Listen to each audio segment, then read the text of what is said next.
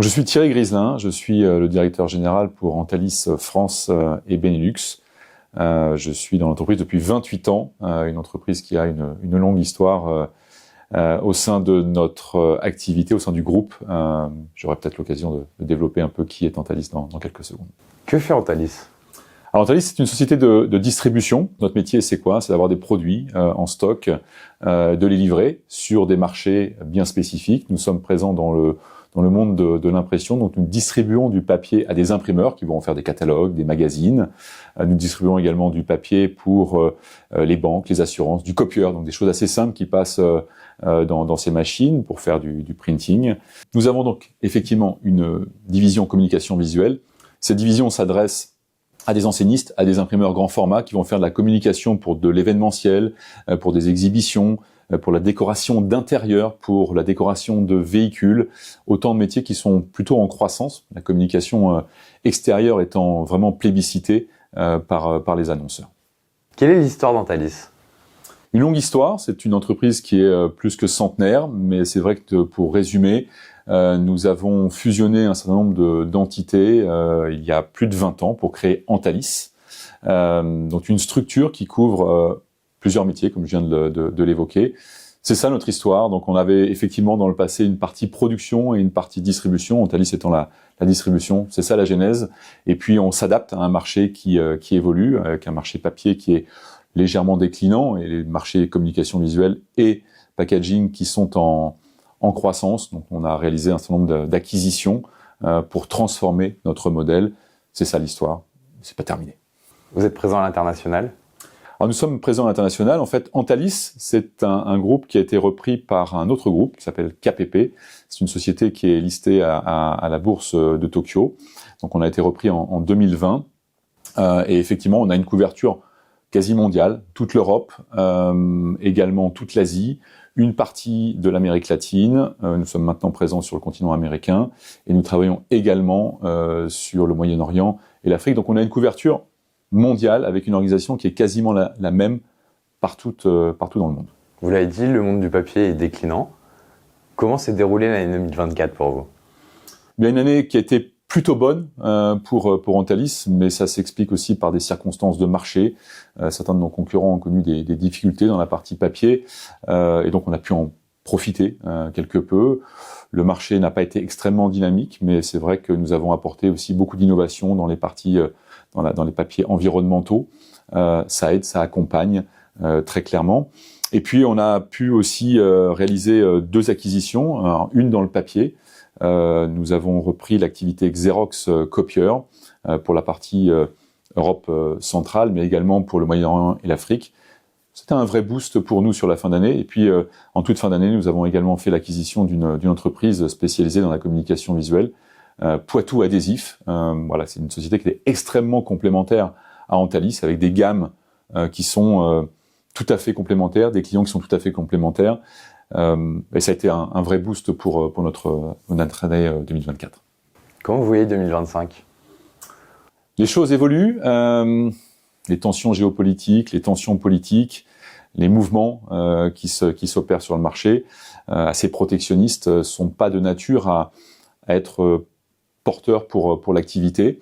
Il va falloir s'adapter, il va falloir être créatif, mais on s'attend effectivement à une année difficile, robuste. J'ai envie de dire que tous les investissements qui ont été faits par Antalis sont de nature à nous porter pour l'année, mais nous devons rester extrêmement agiles, créatifs, et aussi accompagner les clients dans des nouvelles démarches environnementales qui deviennent de plus en plus concrètes. Justement, en étant dans le monde du papier, de l'emballage, comment on répond aux défis environnementaux ? Alors, on répond d'abord avec une bonne connaissance des réglementations. C'est quelque chose d'assez complexe. On parle de CSRD, on parle de protection, d'antidéforestation. Donc, ces sujets-là sont très importants. Il faut à la fois bien les comprendre, les anticiper dans l'entreprise pour pouvoir les expliquer à nos clients. Il y a beaucoup de fantasmes ou de complexité autour de ça. C'est à nous de débroussailler et d'apporter des réponses concrètes.